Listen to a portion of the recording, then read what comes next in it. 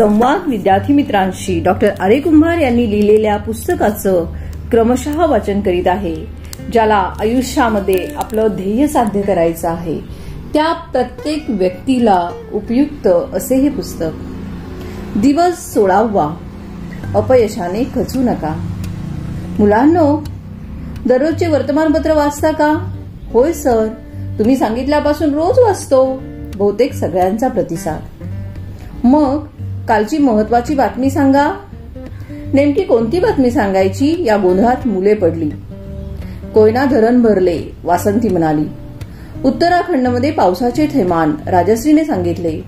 10वीचा निकाल जाहीर, रोहितचे वाचन. छान छान. मला आता रोहितच्या बातमीवर जायचं आहे. 10वीचा निकाल. आमच्या दादाला ना 95% गुण मिळाले. मयूर हात वर करून म्हणाला, वा, त्यास माझे अभिनंदन सांग. पण या निकालाची दुसरी बाजू आज मी तुम्हाला सांगणार आहे. कोणती सर? सगळ्यांच्या भुवया उंचावल्या. ती बातमी आज पेपरमध्ये आलेलीच आहे. 10वी मध्ये नापास झाल्याने आत्महत्या. ऐको, राजश्री एकदम ओरडली. हो सर, मी वाचली ती बातमी, धनश्री म्हणाली.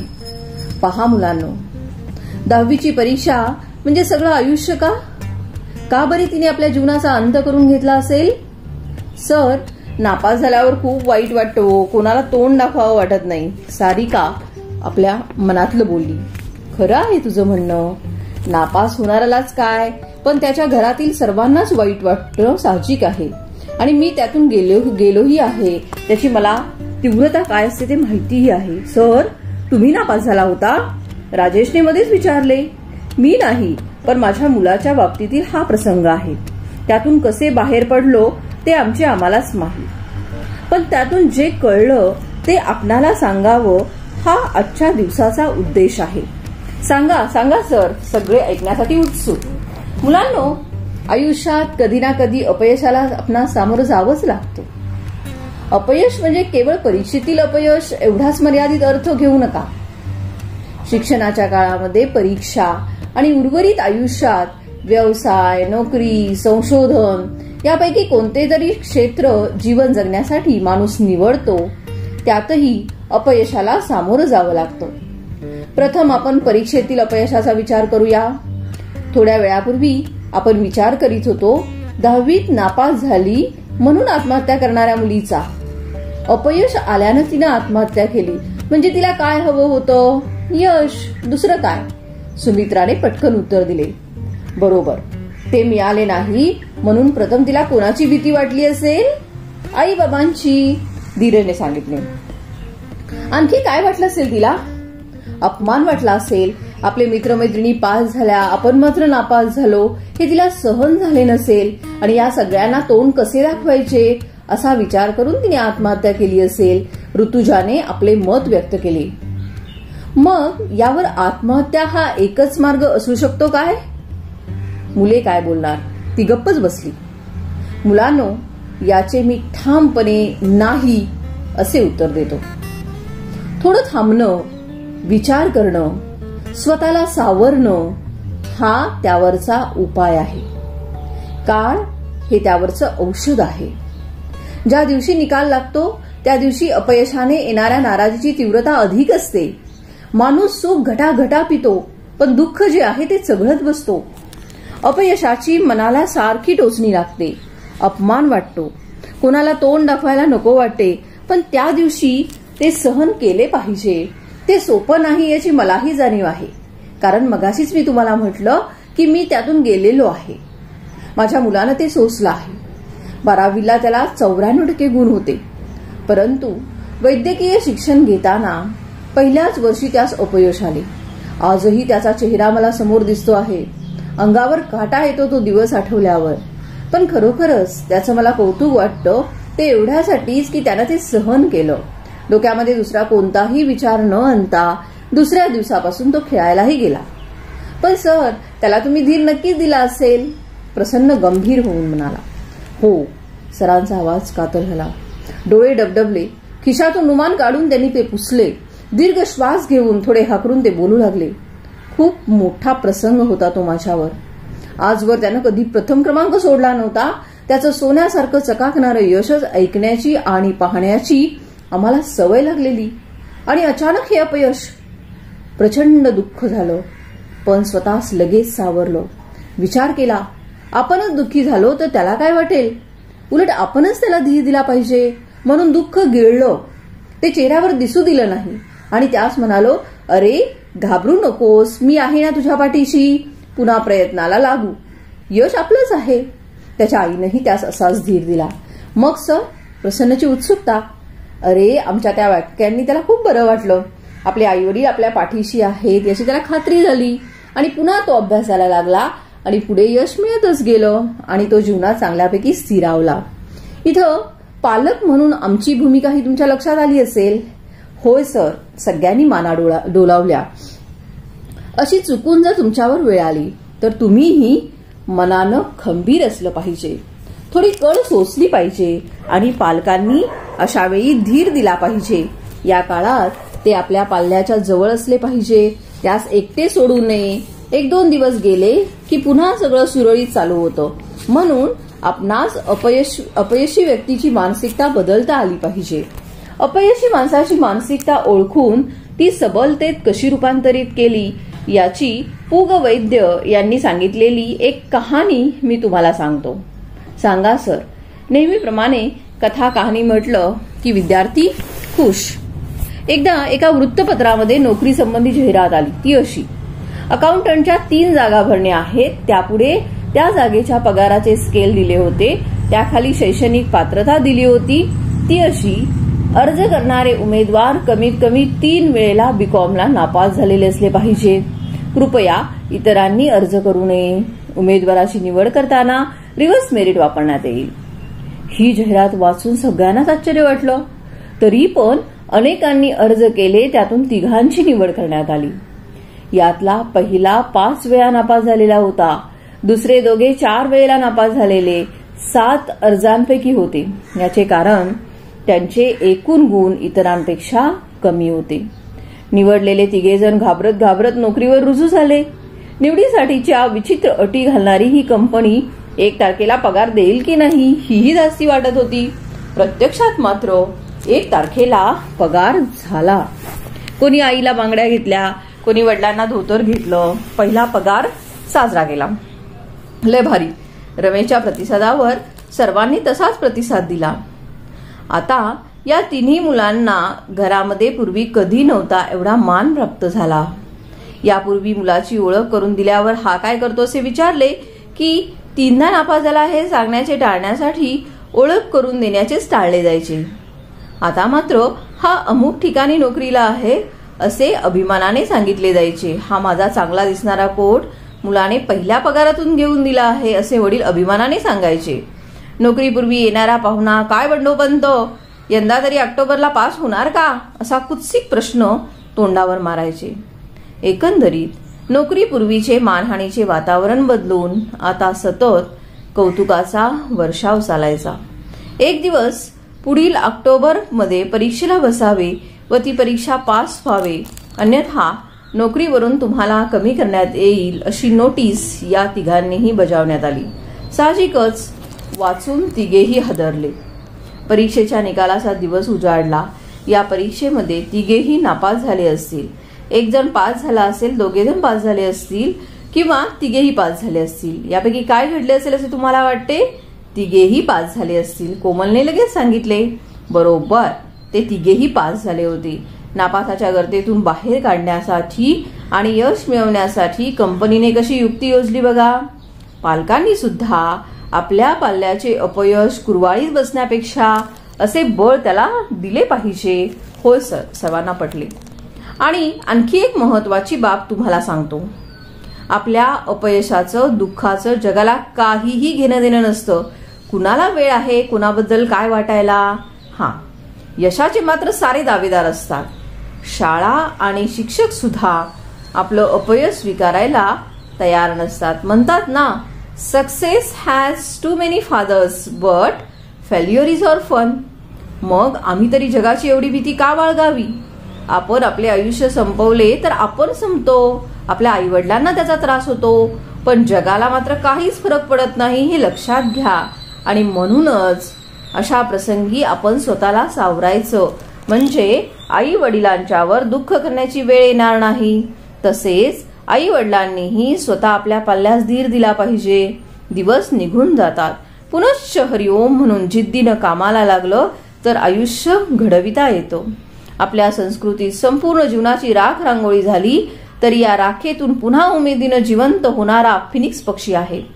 तशी अथांग समुद्राला प्राशन करण्याची जिद्द ठेवणारी टिटवीही आहे. सारे सारे नाहीसे झाले तरी पुनश्च हरिओम म्हणून सुरुवात करण्याची शिकवण आणि सामर्थ्य भारतीय संस्कृतीने आपणाला दिले आहे. स्पर्धा परीक्षा देणारी मुलं किती वेळा नापास होतात, पण त्यातील काही चिकाटी सोडत नाहीत आणि शेवटी अधिकारी होतातच. नापास झालेल्या मुलांची नावं सांगू? तशी खूप मुलं नापास होतात. किती नावं सांगणार? विशाल म्हणाला. नावं तर ऐका. Mahatma Gandhi, Indira Gandhi, Lokmanya Tilak, Karmaveer Bhaurao Patil, Yashwantrao Chavan, Sushil Kumar Shinde, Shanta Shelke, Narendra Jadhav, Sachin Tendulkar, Einstein, Michael Faraday. काय सांगताय सर, ही नापास झाली होती? मध्येच शीतलने विचारले. होय, अशी आणखी कितीतरी नापास मुलांची नावं सांगता येतील की ज्यांनी पुढे आपलं नाव कमावलं, समाज सुधारला, देश घडविला. त्यावेळी त्यांनी आत्महत्या केली असती तर सर देश या महान व्यक्तींना मुकला असता. शीतलने उत्तर दिले. सर, मग नापास झाल्यावर माणसं मोठी होतात का? रमेशच्या या प्रश्नावर वर्गात हशा पिकला. सरही त्यात सामील झाले.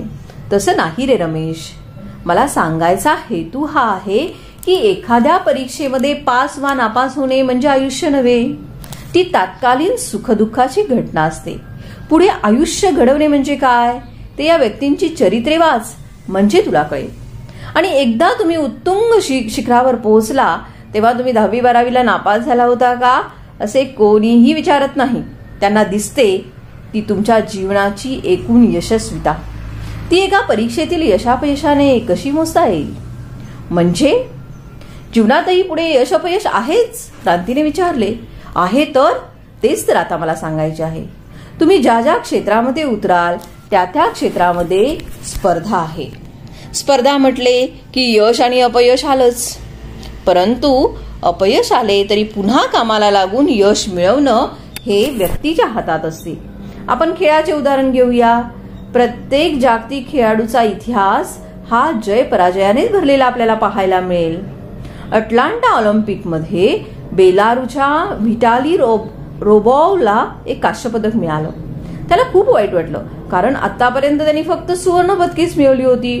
पण तो खचला नाही, पुन्हा प्रयत्नाला लागला आणि 1992च्या बार्सिलोना ऑलिम्पिकमध्ये त्यांनी 6 सुवर्ण पदक जिंकली. स्टीफन फिकर नावाच्या एका खेळाडूकडे 1500 मीटर्स फ्री स्टाईल मधला जागतिक विक्रम होता, पण ऑलिम्पिकमध्ये त्याने त्याचे सुवर्ण पदक हुकले. पण त्याने स्वतःचे सांत्वन नाही केले, तर त्याने अपयशाचा शोध घेतला. जलतरणपटूसाठी जर्मनीमध्ये तयार केलेल्या प्रयोगशाळेत तो गेला. श्वास घेताना त्याचा डावा खांदा किंचित कलत असे, त्यामुळे 5.8 सेकंदाचा बहुमूल्य वेळ त्याने गमावला होता आणि तो हरला होता. ही कमतरता पुढे त्याने दुरुस्त केली आणि तो जिंकला. कमालच आहे. रघुवीरने डोकेच हातात धरले होते. 1857 मध्ये कटकच्या क्रीडा महोत्सवात घडलेली घटना ज्ञानपीठ पुरस्कार विजेते वि.स. खांडेकर यांच्या शब्दामध्ये सांगतो. सांगा सर, सगळेच म्हणतात. त्या उत्सवामध्ये भाग घेण्यासाठी केरळमधली एक विद्यार्थिनी आली होती. मागच्या वर्षीचे उंच उडीचे बक्षीस तिला मिळाले होते. यंदाही पारितोषिक आपणच पटकवणार या ईर्षेने ती खूप तयारी करून आली होती. तिची जिद्द निराधार नव्हती. शेवटी तिलाच ते बक्षीस मिळाले, पण ते घेताना मात्र तिला रडू कोसळले. मागच्या वर्षापेक्षा आपली उडी 1 इंच तरी अधिक गेली पाहिजे म्हणून तिने शिकस्तीने प्रयत्न केला, पण तिला ते जमले नाही. तिचा हा पराभवही नव्हता, पण तो तिचा विजयही नव्हता. यामुळेच पारितोषिक मिळूनही त्या महत्वाकांक्षी मुलीच्या डोळ्यामध्ये अश्रू उभे राहिले. त्यातील प्रत्येक अश्रुबिंदू तुमच्या आयुष्यातील ध्रुवतारा आहे हे विसरू नका. तुमच्या जीवनामध्ये केवढेही वादळ येवो, ध्येयाची नौका त्यात डगमगू लागो, या ध्रुवताऱ्यावरील आपली नजर ढळू देऊ नका. थोडे थांबून सर बोलू लागले. शास्त्रज्ञांचंही असंच आहे. त्यांनी जे शोध लावले ते काय एका दिवसातील चमत्कार आहेत? काही वर्षांची खडतर तपश्चर्या त्या पाठीमागे असते. एल्रिज या जर्मन शास्त्रज्ञाने सिफिलिस या महाभयंकर रोगावर औषध शोधून काढण्याची मोहीम हाती घेतली. प्रयोगाला सुरुवात केली पण यश येईना. तथापि यशापयशाने किंचित सुद्धा विचलित न होता एल्रिज जिद्दीने, चिकाटीने आणि जोमाने प्रयोगाची पुन्हा पुन्हा आखणी करीत होता. हे असं किती वेळ चालावं? चक्क 605 वेळा त्यांनी प्रयोग केले आणि 606व्या वेळी त्याला यश आले. त्या शेवटच्या प्रयोगाच्या स्मरणार्थ या औषधालाही 606 असेच नाव देण्यात आले. बाप रे, धनंजय उद्गारला. थॉमस एडिसनने विद्युतचा शोध लावण्यासाठी कित्येक प्रयोग केले. 200 वह्यातील 40,000 पाने लिहिली. सगळे प्रयोग फुकट गेले. पुढे सतत 10-12 वर्षे प्रयोग करून त्याने टंगस्टन धातू शोधून काढला आणि शेवटी विजेचा शोध लागला. या शास्त्रज्ञाने अपयशाला कंटाळून मध्येच प्रयोग करणे सोडून दिले असते तर घरात लाईटच आली नसती. उज्ज्वला पटकन म्हणाली. कमाल आहे बाबा या शास्त्रज्ञांची. अमोल म्हणाला. अगदी राष्ट्रपुरुषांच्या बाबतीत काही अनुभव असेच आहेत. त्यांचे मूर्तिमंत उदाहरण म्हणजे अमेरिकेचे भूतपूर्व अध्यक्ष अब्राहम लिंकन. जीवनात किती वेळा अपयश यावे? वयाच्या 21व्या वर्षापासून 50व्या वर्षापर्यंत जवळजवळ प्रत्येक वर्षी. त्यात निवडणुकीतील अपयश तर त्यांच्या जणू 5वीलाच पुजलेले. पण अखेर 52व्या वर्षी मात्र ते अमेरिकेचे राष्ट्राध्यक्ष झाले. केवढा संयम, केवढी सहनशीलता, केवढी अपयशाची मालिका आणि केवढे प्रयत्न. केशव सुतांनी म्हटलंच आहे, धीर धरी रे धीरा पोटी, असती मोठी फळे गोमटी.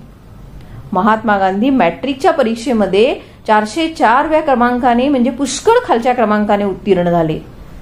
मॅट्रिक नंतर ते भावनगरच्या कॉलेजामध्ये गेले, पण तिथे सुद्धा परीक्षेत अनुत्तीर्ण होऊनच परत आले. इंग्लंडमध्ये ते मॅट्रिकच्या परीक्षेत बसले. निकाल काय? तर नापास. पण अखेर गांधीजींना आपण काय म्हणून ओळखतो? राष्ट्रपिता, महात्मा. अनेकांनी उत्तर दिले. मग कुठं राहिलं त्यांचं अपयश? या कठोर परीक्षा पद्धतीमुळे विष्णू शास्त्री चिपळूणकर, महर्षी धोंडो केशव कर्वे, गोपाळ गणेश आगरकर, केशव सूत अशा अनेक दिग्गजांना विद्यापीठीय परीक्षामध्ये गटांगळ्या खाव्या लागल्या होत्या. साक्षात डॉक्टर आंबेडकरांना एल्फिन्स्टन कॉलेजमध्ये शिकत असताना गणिताचा पेपर पुढील वर्षी देण्याविषयी विनंती प्राचार्यांना करावी लागली होती. लोकमान्य टिळकांनाही अनेक वेळा अपयश आले. चुकून यश आले तर मला चुकल्यासारखे वाटेल असे ते म्हणत. पण या मंडळींनी प्रयत्न सोडले नाहीत की आत्महत्येचा कधी विचारही केला नाही.